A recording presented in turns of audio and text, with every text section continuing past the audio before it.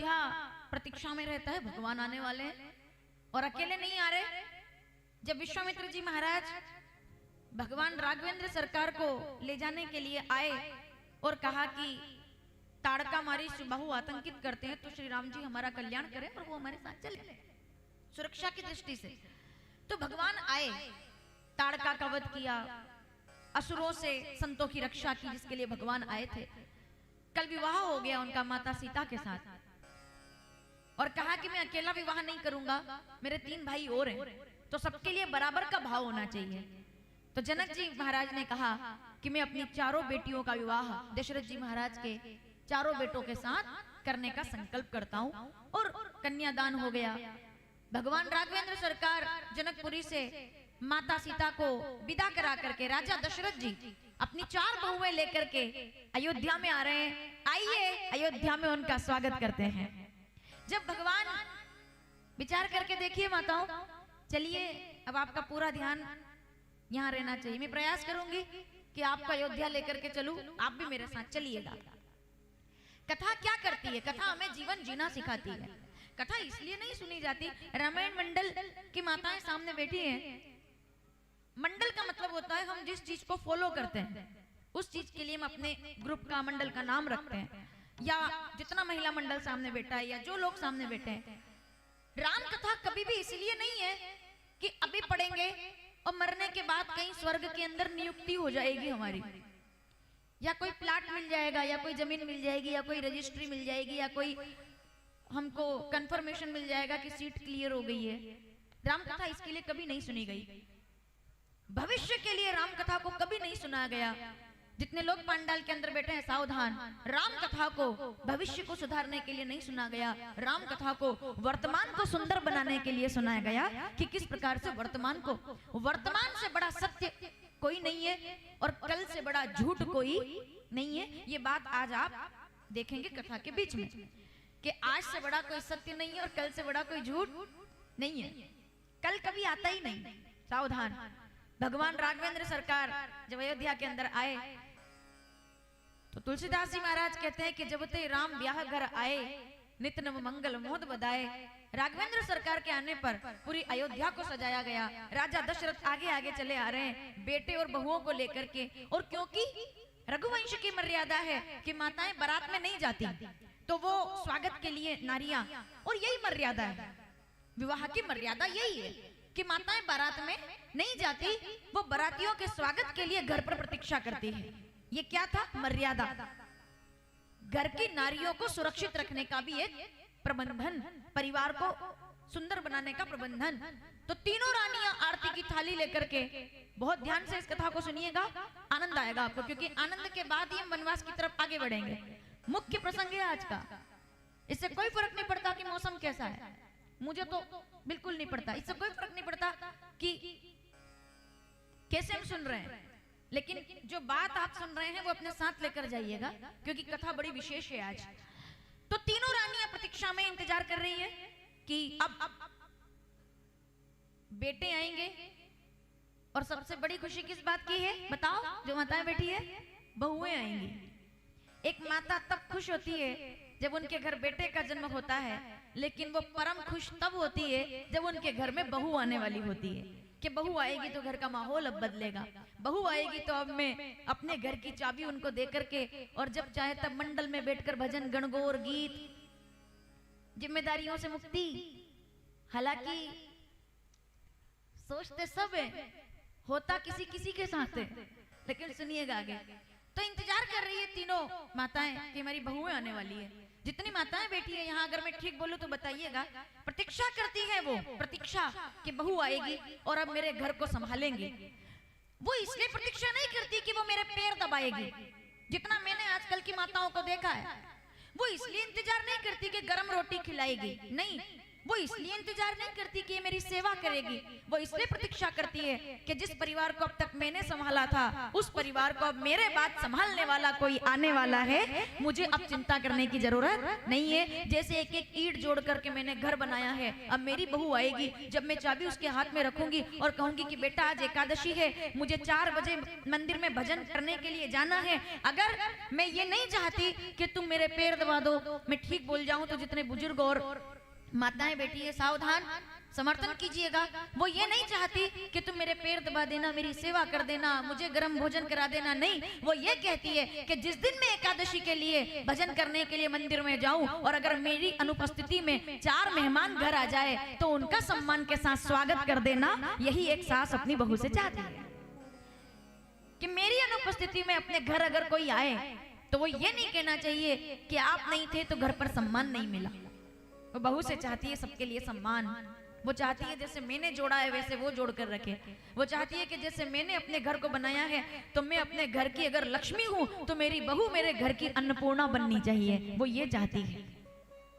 और इसीलिए राजा दशरथ आए, तीनों रानियां बड़ी खुश, होना भी चाहिए, स्वाभाविक है, आरती की थाली लेकर के। और जब भगवान आए, प्रणाम किया, माँ अब तक तो राम जी को देखकर हमेशा खुश होती हैं, लेकिन आज तो परम आनंद है भाई, क्योंकि पीछे बहू भी आई है। माता सीता इतने घूंघट में और प्रणाम करती है माता कौशल्या को। राम जी ने प्रणाम किया माँ, तो माता सीता ने प्रणाम करके कहा माँ, माँ। जैसे ही प्रणाम किया, माता कौशल्या कुछ आशीर्वाद देती, उसके पहले दशरथ जी ने एक बात कह दी। राजा दशरथ कहते हैं, रानियों सावधान, और ये बात मैं हमेशा कहती हूँ। क्या कहा राजा दशरथ ने? पीछे तक बैठी माताएं ध्यान से सुनिएगा, और जितने लोग बैठे हैं यहाँ गृहस्थी वाले सब, जैसे ही प्रणाम किया माता सीता ने माता कौशल्या को, चारों बहुएं प्रणाम करने आई है, तो राजा दशरथ ने कहा, सावधान रानियों, ये ना समझना इन बच्चियों को देखकर कि मैं अयोध्या के लिए जनकपुरी से बहुएं लेकर आ गया हूँ। मैं अयोध्या के लिए जनकपुरी से 4 बहुएं लेकर के नहीं आया, मैं राजा दशरथ अयोध्या के लिए 4 बेटियां लेकर के आया हूँ जो इस परिवार का हिस्सा बनेंगे। इन्हें बहू मत समझना, इन्हें बेटी समझना, क्योंकि ये किसी और के परिवार, किसी और के हृदय का, कलेजे का टुकड़ा है जो पाली गई है बहुत प्रेम से। इनको बहू समझ करके सत्कार मत करना, इनको बेटियों के समान रखना, क्योंकि जब जब किसी घर में कोई बहू बेटी की तरह रखी जाएगी तो उस घर के अंदर अयोध्या का निर्माण हो जाएगा, ऐसा राजा दशरथ कहते हैं। लेकिन मैं इसमें एक बात कहना चाहूंगी कि कहा जाता है कि बहू को बेटी समझा जाए, बिल्कुल समझा जाए, लेकिन आज के परिवेश में बात थोड़ी सी अलग है। बेटी को बेटी समझा जाए और बहू को बहू के समान आदर दिया जाए, ये भी ज्यादा जरूरी है कि वो बेटी के समान प्रेम तो उससे करें, लेकिन मर्यादा में, प्रेम में। बहुओं को ससुराल में बेटी की तरह रहना चाहिए। सवाल ये नहीं है कि सास अपनी बहू को बेटी की तरह रखे, लेकिन मैं बहुओं से एक निवेदन करना चाहूंगी कि सास ससुर तो हम बहुओं को अगर बेटी की तरह रखे तो ये एक बात है, लेकिन बहुओं को अपने ससुराल में प्रेम की दृष्टि से बेटी की तरह रहना चाहिए और मर्यादा की दृष्टि से बहू की तरह ही रहना चाहिए। ससुराल में रहने की अपनी मर्यादा बहू वाली होनी चाहिए, और ये बहुत बहुत बारीक बात है, ये समझने वाली। प्रेम की दृष्टि से बेटी बनकर रहो, लेकिन मर्यादा की दृष्टि जब आए तो फिर बहू बन जाओ। फिर पल्ला जहां हो वहां रहना चाहिए, फिर जो सम्मान है वो वहां रहना चाहिए, फिर जो आदर है परिवार का वहां रहना चाहिए। तब माता सीता ने प्रणाम किया तो कौशल्या जी बड़ी प्रसन्न हो गई। मैं तो एक बात देखी, हमेशा राम कथा में कहती हूँ, कोई भी घर या किसी भी घर में एक हाथ से ताली नहीं बजती, दोनों तरफ से मामला जब बराबर होता है तब जाकर एक परिवार का निर्माण होता है। एक घर, एक परिवार। पहले के लोग किस चीज में विश्वास रखते थे? मैं पूछना चाहूंगी, जितनी बुजुर्ग माताएं बैठी हैं, पहले के लोग किस बात में विश्वास रखते थे? आदर में, प्रेम में, सत्कार में। 2 सामान घर में कम होंगे तो चलेगा, लेकिन प्रेम और सत्कार में कोई कमी नहीं होनी चाहिए, ये पहले के लोग समझते थे। भावनाएं, रिश्ते, उनका सम्मान, सास ससुर, देवरानी, जेठानी, चाचा चाची, बुआ, मौसी, इससे तो बनता था परिवार।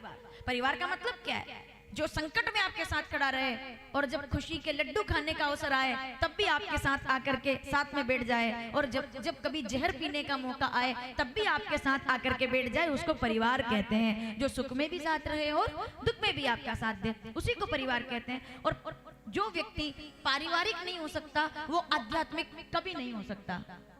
जो अपने परिवार को ना संभाल पाए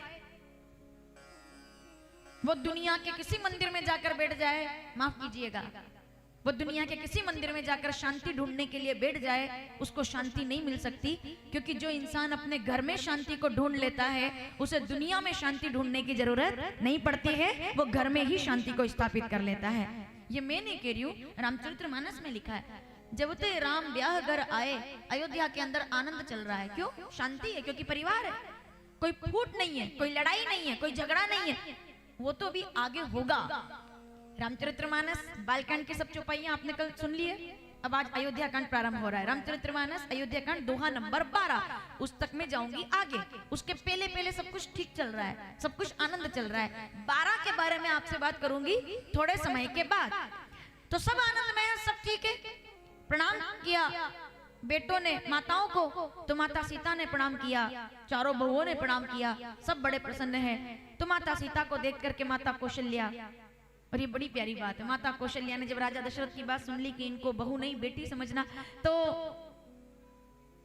माता कौशल्या ने माता सीता से पूछा, सीता मैं क्या तुम्हें दूं जिससे तुम्हारा सम्मान बढ़ जाए? अच्छे घर की बेटी हो तुम, धन धान्य से परिपूर्ण हो, मेरे पास तुम्हें देने के लिए कुछ भी नहीं है, लेकिन बेटी, अब अगर बेटी मान लिया है तो मैं पूरे अधिकार के साथ मेरे जीवन की एक अनमोल मणि तुम्हें देना चाहती हूँ। पीछे तक बैठी माताएं सावधान, एक अनमोल मणि अपने जीवन की मैं तुम्हें देना चाहती हूँ, तुम उसे स्वीकार करो। तो माता सीता विचार कर रही है कि मैं तो अभी घर में आई हूँ और इतनी बड़ी जिम्मेदारी, एक बार तो बहू घबरा जाती है कि इतनी बड़ी मणि कैसे मैं संभालूंगी।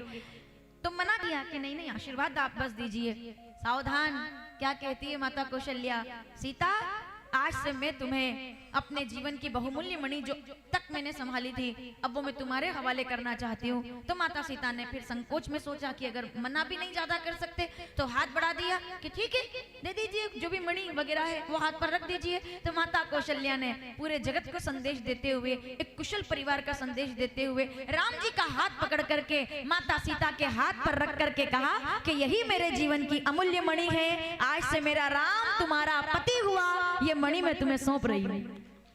अब राम पर बहुत जरूरी है ये बात समझना, बहुत जरूरी। आज से मेरा बेटा तुम्हारा पति हुआ, मेरा राम। ये बात अगर भारतवर्ष के हर परिवार की हर सास समझ ले तो समझ लीजिए कि हर घर स्वर्ग बन सकता है। मेरा राम जो मेरा बेटा है वो आज से तुम्हारा पति हुआ, ये मणि राम नाम मणि दीप धरो जी दे हरिद्वार, मेरा राम तुम्हारा हुआ। माताओं समझ में आ रहा है आपको? इसको ठीक से सुनना। अगर बेटा बहू प्रेम से रहे तो इससे बड़ी बात दुनिया में और कोई नहीं है। लेकिन मुझे इसलिए बोलना पड़ रहा है, एक थोड़ी सी कड़वी बात बोल रही हूँ मैं, आपको अच्छा लगे तो समर्थन कीजिएगा। पीछे जो माताएं बैठी है उनका भी समर्थन चाहिए मुझे अगर मैं ठीक बोल जाऊं। दिक्कत में ये बात क्यों बोल रही हूँ कि कौशल्या जी ने हाथ राम जी का सीता जी के हाथ में देकर कहा कि मेरा राम तुम्हारा हुआ, क्योंकि ये बड़ा मुश्किल है, ये काम बड़ा मुश्किल है।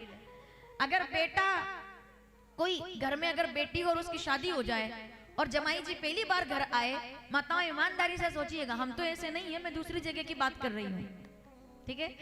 लेकिन अगर बेटी और जमाई घर में आए और अगर जमाई जी कह दे भोजन करते समय कि नहीं नहीं हम तो एक थाली में खा लेंगे, तो माता जी बिल्कुल खुश हो जाएंगी एकदम कि देखो मेरी बेटी से जमाई जी कितना प्रेम रखते हैं, एक थाली में भोजन करेंगे तो प्रेम बढ़ेगा। बात ये नहीं है, बात यहाँ शुरू होती है। अगर बेटी और जमाई एक थाली में भोजन कर ले तो उसको बढ़ता हुआ प्रेम कहते हैं, लेकिन वही माता जी के सामने अगर बेटा और बहू एक थाली में भोजन कर ले तो उसको जादू टोना कहा जाता है कि पता नहीं क्या टोटका कर दिया मेरे बेटे पे, एक थाली में भोजन करने लग गए। बताओ मैं गलत नहीं बोल रही? अगर बेटी और जमाई एक थाली में भोजन करे तो प्रेम। इस विचारधारा को थोड़ा सा बदलना पड़ेगा। अगर बेटा और बहू खुश है ना तो सब अच्छा है परिवार के अंदर। इसीलिए मैंने कई बार कथाओं में कहा है कि अगर पहले घर जब अच्छा बनाना होता हो और विवाह को चलाना हो तो कहते थे कि जो बेटा यानी कि पति और पत्नी है उनकी कुंडली मिलानी चाहिए ताकि घर में विवाद ना हो। लेकिन अब के समय में उल्टा हो गया है।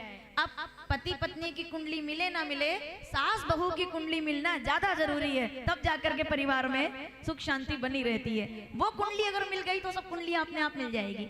हर व्यक्ति यही चाहता है कि पत्नी और माता और बहन और परिवार सब एक साथ रह करके परिवार को सुंदर बनाए। तो माता सीता ने प्रणाम किया, राम जी का हाथ रख दिया माता कौशल्या ने, ये आज मेरा राम तुम्हारा हुआ। माता सीता मुस्कुरा देती है और विचार करती है कि मेरा कितना बड़ा सौभाग्य है कि मुझे ऐसा परिवार प्राप्त हुआ है जिसमें मेरा पूरा जीवन अब बीतने वाला है।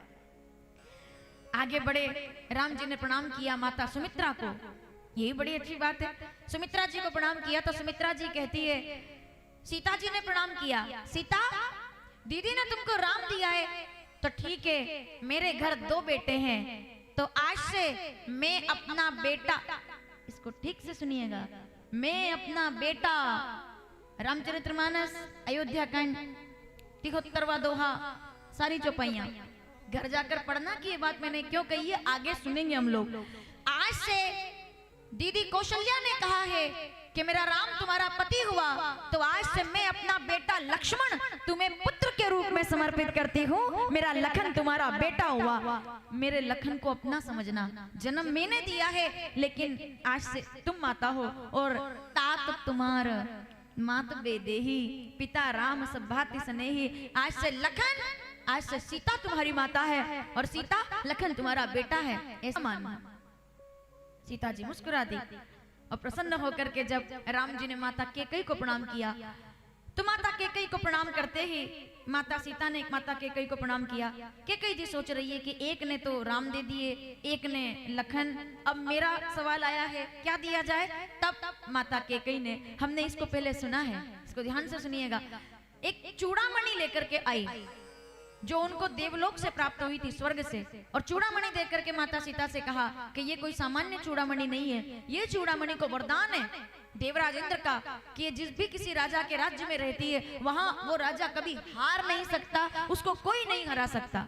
माता सीता ने चूड़ामणि को प्राप्त किया, उसे अपने सिर पर लगाया। अब आप समझ गए होंगे कि प्रभु मुद्रिका मेली मुख माही, जल्दी लांग गए अचरज नाही। क्यों हनुमान जी महाराज को लंका जाना पड़ा? क्योंकि राम जी कहते हैं, हनुमान जब तक तुम जाओगे नहीं लंका, जब तक सीता से तुम मिलोगे नहीं, चूड़ामणि वापस लाओगे नहीं। क्योंकि माता कैकेयी ने कहा था जिस किसी राजा के राज्य में चूड़ामणि रहेगी उस राजा के राज्य को कोई नहीं जीत पाएगा। तो माता सीता का वनवास हुआ है, माता सीता का हरण हुआ है, सब गहने उन्होंने त्याग दिए लेकिन चूड़ामणि उतारना भूल गई। उसी चूड़ामणि के साथ लंका में पहुंची है। अब चूड़ामणि कहाँ है? लंका में है। हनुमान जी को जाना क्यों जरूरी है? तो जाओ मुद्रिका देकर के और चूड़ामणि लेकर के आओ। क्योंकि अगर माता ने कहा है कि कोई नहीं जीत सकता तो मैं भी रावण को तब तक नहीं जीत पाऊंगा जब तक चूड़ामणि वहां रहेगी। तो प्रभु मुद्रिका मेली मुख माही, जल्दी लांग गए। और आखिर में क्या कहा? मात मोहि दीजे, मैं क्यों आया हूं? क्या बात है? हनुमान जी क्यों गए थे लंका में? पता लगाने कि सीता जी कहाँ है? क्या बात कर रहे हैं आप? ये तो संपाति ने बता दिया था कि अशोक वाटिका के अंदर विराजमान है, तो क्या जरूरत थी अकेले जाने की? पुलिया बना करके सबके सब चल देते। हनुमान जी महाराज माता सीता का पता लगाने नहीं गए, वो तो राम जी के आदेश का पालन करने गए कि हनुमान जब तक चूड़ामणि नहीं आएगी तब तक मैं मर्यादा पुरुषोत्तम हूँ, जो वरदान हो गया वो हो गया, जब तक चूड़ामणि नहीं आएगी तब तक मैं भी लंका पर आक्रमण नहीं कर सकता। तब बाबा कहते हैं, और ये चौपाई मुझे बड़ी अच्छी लगती है, माता सीता ने पूछा कैसे आए हो हनुमान? आहा क्या बात है, कैसे आए हो तुम? कभी सुंदरकांड पढ़िए आप, रोज नियम बनाइए सुबह का। मैं वही बातें आपको मंच से बताना पसंद करती हूँ जो मैं अपने जीवन में खुद कर पाऊं अगर, वरना पर उपदेश कुशल बहु तेरे। मैं यहाँ से आपको बता दूं कि सुबह जल्दी उठना चाहिए, सुंदरकांड पढ़ना चाहिए, और पता चले कि हम ही अगर कभी 10 बजे उठते हुए नजर आए, हमें कहीं पूजा पाठ ना करते हुए नजर आए, तो बोलना तो अच्छा लगता है, लेकिन जब तक अपने जीवन में नहीं उतारेंगे तब तक आप एक नियम बनाइए, अच्छा लगेगा। सुबह 4 बजे वैसे भी नींद कुछ भी किसी भी परिस्थिति में हो, जहाँ निवास है अभी हमारा, हम पूरा परिवार अभी लगभग हमने परेशान किया हुआ है, 4 बजे घर की सब लाइट चालू हो जाती है, क्योंकि मेरा नियम है। तो फिर धीरे धीरे करके, और वहाँ जो साउंड लगा हुआ है निवास पर मेरा नियम है 4:30 बजे सुंदरकांड शुरू कर देती हूँ मैं, तो जो नहीं उठने वाले उनको भी उठना पड़ता है कि भैया हवन होने वाला है। इसका मतलब क्या है, आपकी दिनचर्या अगर सुंदरकांड के साथ प्रारंभ है, आप कोई नियम मत करो। बच्चे बैठे सुबह उठ करके हनुमान चालीसा का पाठ, सुबह उठ करके सुंदरकांड की 5 चौपाइयां सबके पास लगभग मोबाइल में होता है, आप सुबह उठ करके आप घर का काम करो ना, कोई दिक्कत नहीं है, आप झाड़ू लगाओ, आप घर की सफाई करो, और चौपाइयां आपके कान में पड़ रही है तो आपका नहीं पूरे घर का माहौल सुंदर बन जाएगा, क्योंकि उसे सुंदरकांड कहते हैं, जिसको पढ़ने और सुनने से समस्त प्रकार के कष्ट मिट जाते हैं। तो सुबह जल्दी उठ करके कभी सुनिए सुंदरकांड, आपको पता चलेगा। हनुमान जी महाराज माता सीता का पता लगाने के लिए नहीं गए, वो तो राम जी की आज्ञा का पालन करने गए कि मात मोहि दीजे कछु चीना, जैसे रघुनायक मोहि दीना, और चूड़ामणि उतार तब दयहु, हर्ष समेत पवन सुत लयहु, कि इसीलिए तो मैं आया था। हनुमान जी महाराज जब पहुंचे ना वापस, तो सबने पूछा क्या क्या हुआ, कैसे हुआ, तो हनुमान जी महाराज कहते हैं एक बात कहूं, करने वाला तो मैं था, पीछे तक के बैठे लोग सावधान, करने वाला तो मैं था, पर सब कुछ करवाने वाले मेरे राम जी थे, मैंने कुछ नहीं किया है, सब राम जी ने किया है। क्योंकि जब राम जी कृपा करते हैं तो जो नहीं आपने सोचा हो वो भी हो जाता है। सबने पूछा कैसे, बोले जब मैं अशोक वाटिका के पेड़ पर बैठा था और माता सीता रो रही थी कि मुझे अब मृत्यु चाहिए, मर जाना चाहती हूँ, तो उस समय त्रिजटा नाम राक्षसी एका, और त्रिजटा आती है और माता सीता से कहती है कि मैंने एक सपना देखा है कि सपने बानर लंका जारी, जात उदान सेना सब मारी। उस समय मैंने विचार किया कि ये देवी कह रही है, ये राक्षसी कह रही है कि सपने बानर लंका जारी, जात उदान सेना सब मारी, लेकिन ऐसा तो कोई प्रोग्राम ना, तो पेट्रोल लाया हूं ना तेल लाया हूं, परदेश में आए तो वीजा में माचिस भी अलाउड नहीं है, ना लाइटर लाया हूं, ना मेरे पास, ये प्रोग्राम मुझे समझ में नहीं आया कि ये कैसे होगा, कैसे कह दिया कि सपने, इसको सपना कैसे आया। और जैसे ही वो सभा के अंदर गए और विभीषण जी ने आकर के कहा कि नहीं नहीं, नीति विरोध न मारे दूता, इनका वध मत कीजिए, सजा दे दीजिए। तो रावण ने कहा एक काम करो, पूंछ में आग लगाओ हनुमान जी, और क्या कहा, हनुमान जी महाराज प्रसन्न होकर कहते हैं भाई सहाय सारद में जाना। हनुमान जी महाराज कहते हैं बस आज मैं समझ गया कि हो ये वही जो राम रची राखा, मुझे पेट्रोल तेल माचिस लाने की जरूरत नहीं है। जब राम जी को जो करवाना होता है वो पहले से ही तय कर देते हैं, योजनाएं अपने आप बन जाती है। और तब हनुमान जी महाराज ने लंका का दहन कर दिया। तो सबने पूछा कैसे तुमने लंका का दहन किया? अग्नि से, पीछे तक के बैठे लोग सावधान, अग्नि से, तेल से, पेट्रोल से। तो हनुमान जी कहते हैं नहीं, लंका का दहन न तो अग्नि से किया है, न माचिस से किया है, न तेल से, मैंने लंका का दहन राम जी की कृपा से किया है। अगर वो कृपा ना होती तो लंका दहन नहीं होता। सब राम जी की कृपा से किया है। मैं जाता हूँ और वहां व्यवस्था हो जाती है, मैं पहुंचता हूँ वहां और रावण का सामना हो जाता है। ये हनुमान जी महाराज पर राम जी की कृपा है। तो मैं माता सीता का पता करने नहीं गया था, मैं तो चूड़ामणि लेने गया था जो माता केकई ने दिए। बाबा क्या कहते हैं, आइए जरा प्रणाम कर लेते हैं। जिस पर राम जी कृपा करे उसे किसी और की जरूरत है ही नहीं। दीन दयाल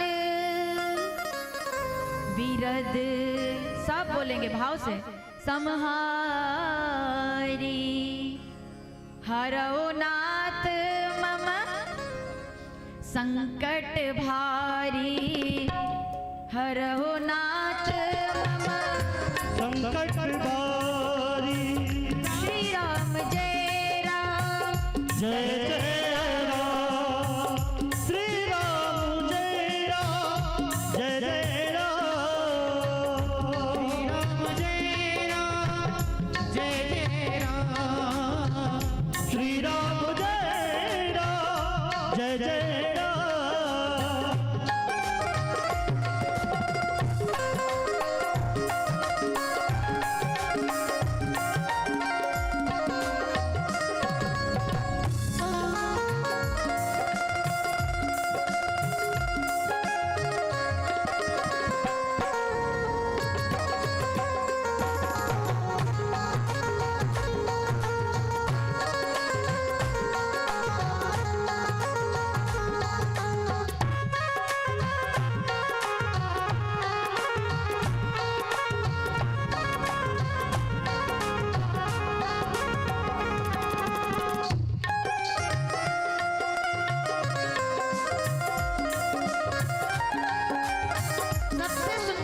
पाई।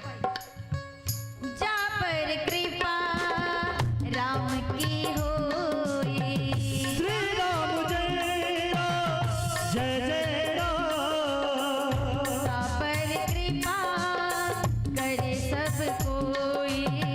राम सिया राम सिया राम सिया राम। श्री राम जय राम जय जय राम। श्री राम जय राम जय जय राम।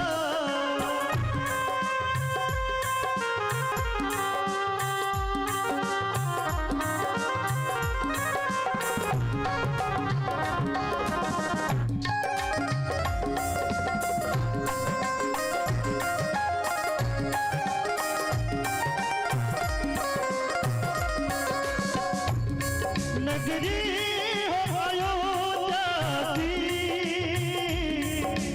नगरी हो अयोध्या सी। रघुवर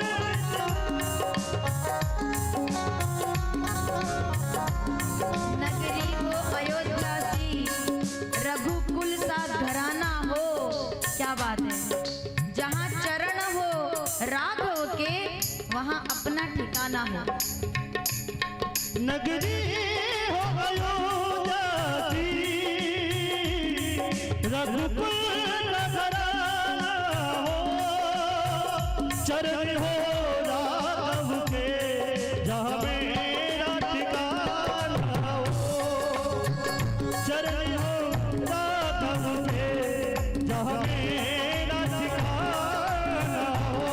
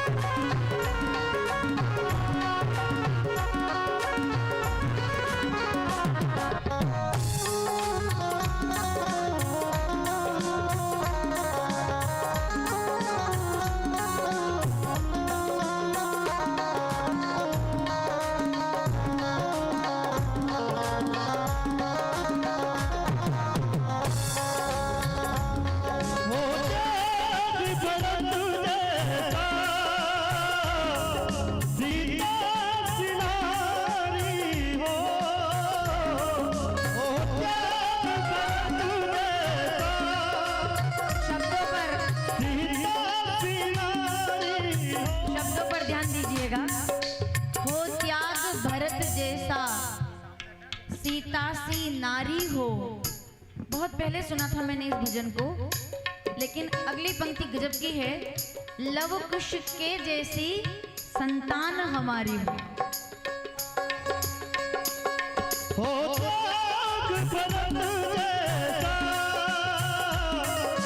सीता सी नारी हो और लव कुश के जैसी संतान हमारी हो। लव कुश के जैसी संतान हमारी हो।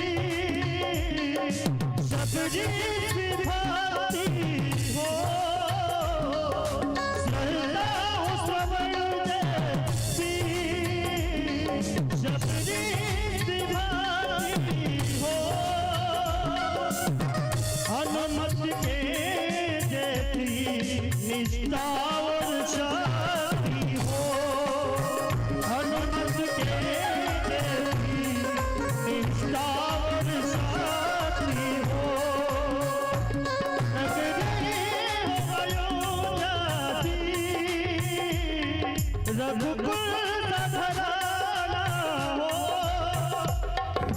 और चरण हो राघव के जहाँ मेरा ठिकाना हो चरण हो राघव के जहाँ मेरा ठिकाना हो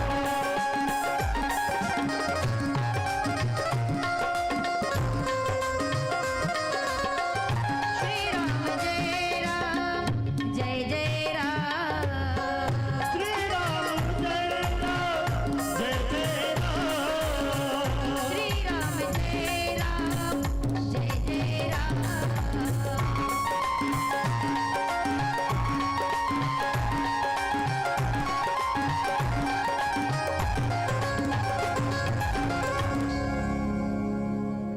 जा पर कृपा राम की होई ता पर कृपा करे सब कोई।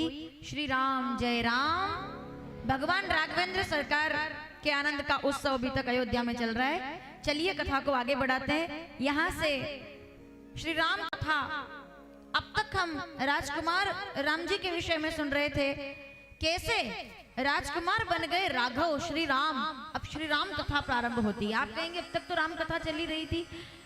राम जी को श्री राम बनने के लिए जिस संघर्ष से गुजरना पड़ता है वो कथा प्रारंभ हो रही है। पूरी सावधानी से सुनिएगा। सब प्रकार का आनंद है अयोध्या के अंदर। 4 बेटे 4 बहुएं, हर प्रकार की खुशी। एक बात मुझे बताइए, अगर इतने अच्छे घर को नजर लग सकती है तो आप और हम तो कलयुग में रहते हैं। फिर तो हमें सोचना ही नहीं चाहिए कि हमारे साथ क्या हो और क्या ना हो। इस कथा को केवल अब आगे जो सुनने वाले हैं ना, जितनी माताएं बैठी है, जहां भी आप बैठे हैं, मेरी बात को ध्यान से सुनिएगा।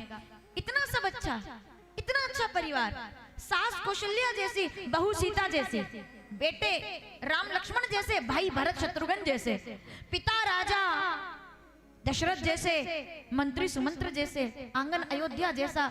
अगर इतने अच्छे घर के अंदर भी कलह हो सकता है तो अगर आपके घर में छोटी मोटी कोई बात हो जाए तो ज्यादा चिंता करने की जरूरत नहीं है। उसमें समस्या का समाधान कैसे करना चाहिए वो ध्यान से सुनिएगा।